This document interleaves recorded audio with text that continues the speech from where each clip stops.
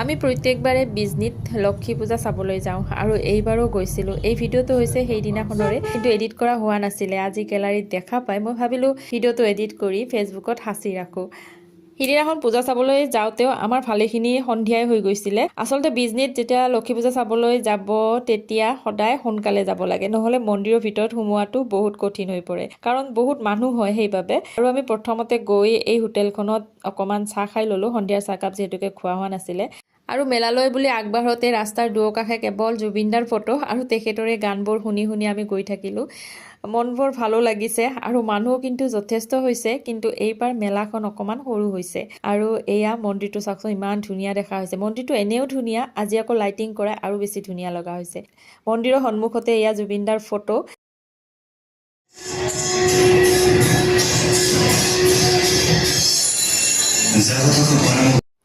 এয়া চাওক কিমান মানুহ হৈছে, যথেষ্ট মানুহ, আৰু পুৰা মন্দিৰৰ ভিতৰলৈকে যাবৰ কাৰণে দীঘলীয়া লাইন। আমি লাইনত থিয় নহ'লোঁ, কাৰণ যদি আমি লাইনত থিয় হৈ মন্দিৰৰ ভিতৰলৈ যাব লগা হয়, আমি ঘৰ আহি পাওঁতে ভালেখিনি দেৰি হৈ যাব। আমি বাহিৰৰ পৰাই মন্দিৰত সেৱা ল'লোঁ, আৰু মন্দিৰৰ ভিতৰলৈ যোৱা মূল তৰণখনে জুবিন গাৰ্গ ডাঙৰীয়াৰ নামত দিছে তেখেতসকলে।